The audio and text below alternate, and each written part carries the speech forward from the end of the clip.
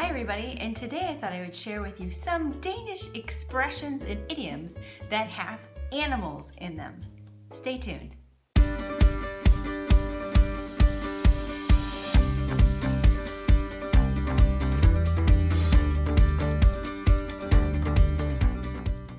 Hi there and welcome back. If you're new to my channel, my name is Kelly and I'm an American who lives in Denmark.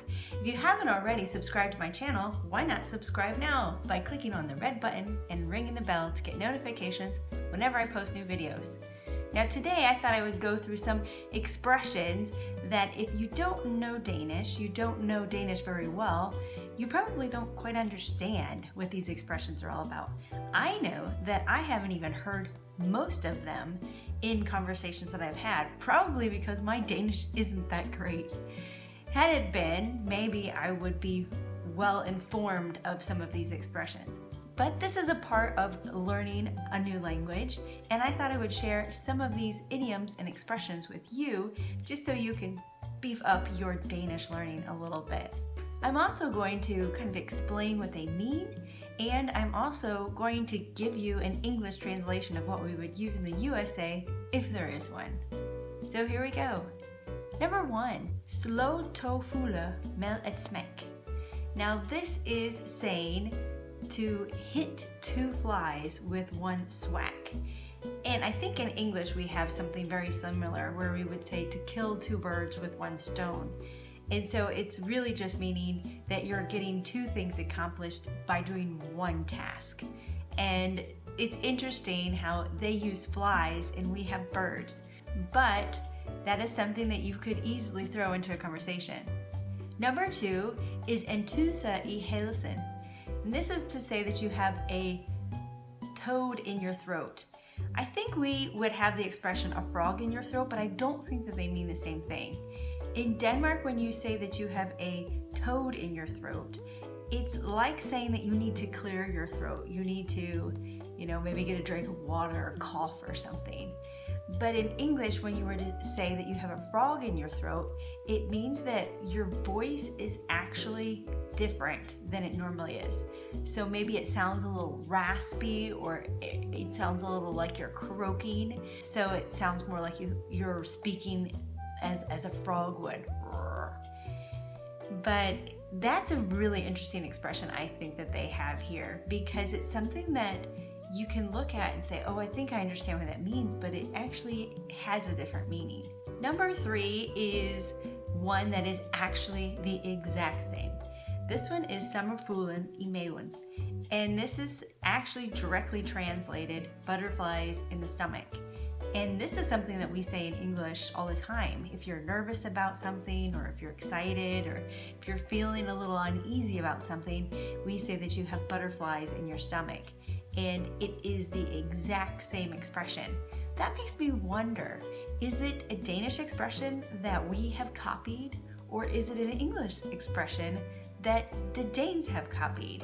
If you know the answer to that, let me know in the comments below. Number 4 is Ingen, isen. And this one I've never heard before, unless maybe I've heard it and I didn't know what it meant, so I just ignored it. But this one means no cow on the ice. And if you are looking at that and you're trying to figure out, okay, well, what do they mean by no cow on the ice? I would have no idea what this one means. This one is not easy to figure out. It's not one that I think that we have in English. And if you know of one that is similar to this in English, let me know about it. But this is to say that there aren't any problems, that everything's okay, that there's no worries.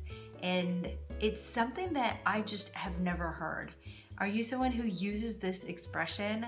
Let me know in the comments. I'm really curious to know about that. Number 5 is a little tricky to say, so bear with me.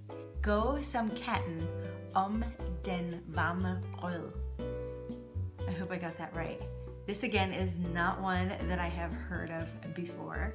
And directly translated, it means to go as a cat around warm, like oatmeal, or what the Brits would say, porridge. That doesn't make any sense to me. I'm sure there's probably a history behind some of these idioms, but if someone were to say, oh, go as a cat around the oatmeal. Like, what cat is ever going around oatmeal? How does that make any sense? This one means that you're kind of avoiding a difficult situation. So it means that, you know, I don't know, to me it sounds like you're saying that, well, this is how I'm going to approach the situation. It's a difficult one. I'm going to try and, you know, bypass the hard parts or completely avoid them altogether. That would be what I would get from it, but it just is very confusing to hear it in Danish. I don't know if somebody put it in some sort of context it would make more sense, but knowing what it means now, I have a better idea of being able to respond to a comment like that in a conversation. Number 6 is kuba I en musehul. And again, I apologize to the Danes watching this if I'm butchering them. These aren't always so easy to say. But this one means that you're crawling into a mouse hole. From what I have read about it, it means that you're embarrassed. So you want to crawl into a hole is what we would say probably in English. Like, oh my God, I just wanted to crawl into a hole, or I just wanted to hide under a rock or something like that. If you were embarrassed and you kind of want to get away from the situation, I could see that. So I could see that this one has some sort of connection with English. I would say that it would be easier to understand if something happened and I could tell that someone was embarrassed and they say, oh, I just want to crawl into a mouse hole. I would understand what they're saying. I wouldn't have to think, well, why would you want to crawl into a mouse hole? It does make sense based on what I am already used to in English. Number 7 is kind of interesting because this one is Klap, lige, hesten, which means that you can just pat a horse. I can imagine if I'm, you know, having some sort of fit or just freaking out, because sometimes that happens. Somebody were to come up to me and say, Klap, lige, hesten. I'd be like, hit a horse? What do you slap a horse? Pat a horse? What are you talking about? You know, I'm freaking out here and you're gonna come up and tell me to hit a horse? What does that mean? Obviously it means something because it makes no sense into a conversation. This is a way to tell someone, really, I guess in English we would say chill out or calm down. Me as a mother of 2 boys, I say chill out all the time. So maybe I'll try and incorporate Klap, lige, hesten and see what my boys do. See if they actually understand what it means. It's so interesting that when we have conversations in Danish and they say some things that I had never heard of before, and yet they know what they mean. Some things like idioms and expressions.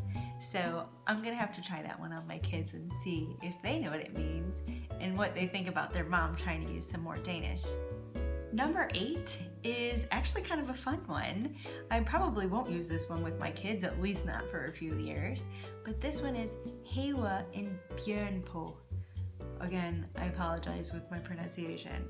But this one is to say, have a bear on. That's exactly what it means if you translate all the words. I don't know if it would be a better kind of way of translating it into English, but that's how it is. This one means to be a little tipsy or to be a little drunk. So if you are noticing someone else who has had a little bit to drink, you could refer to them as having a bear on, hewa en bjørn på. I don't know if this is something that is kind of used in kind of casual conversation, like could you just say this as a joke, or if I were to say this about somebody, maybe at a dinner party, they would get offended. What do you think? Let me know in the comments. Have you used it before? Is it okay to kind of use jokingly with people? I have no idea. I've, again, not heard this one before. So I'm really curious to know if it's something that gets used a lot or if it's something that maybe even has like a negative kind of meaning to it. Let me know about that.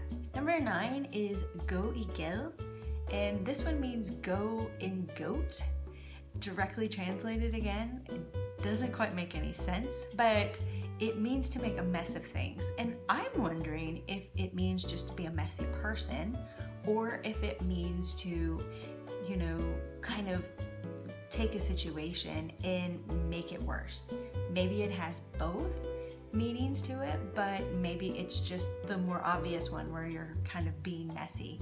For us in English, we would say to be a pig.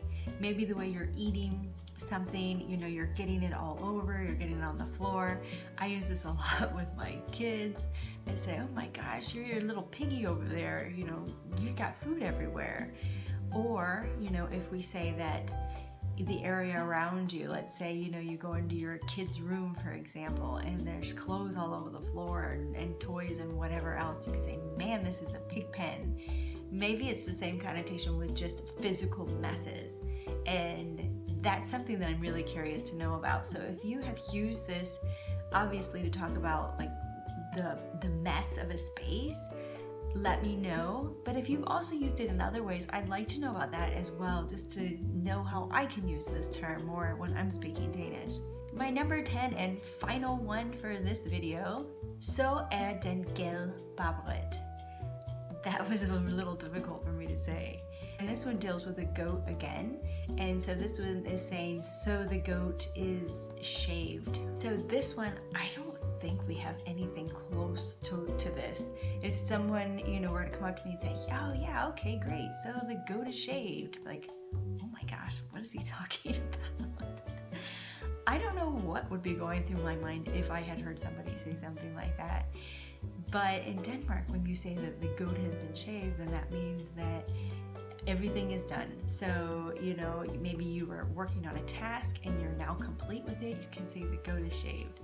Or if you maybe were trying to solve some sort of issue and you've kind of like gotten over a hurdle, you know, like mentally, you could say the goat is shaved. So that is another one of those that would be really surprising to me if somebody said, and I don't have a very strong grasp of Danish and I wouldn't know what they were trying to say.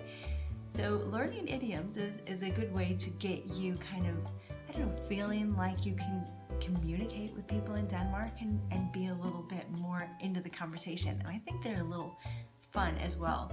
I know in English they come as second nature because we're just so used to them. We've been using them practically our entire lives. But when you move to another country, these are things that you have to learn because they're not something that can just come, you know, and make sense. So I hope I kind of taught you some idioms that you can use in your own Danish. And if there's anything that you'd like to share with me about these 10, please do that in the comments below. This is part 1 of a 2-part video, so I am coming up with another video that has 10 more expressions that have to do with animals. So be sure to check that one out as well. Thanks for coming along on this video.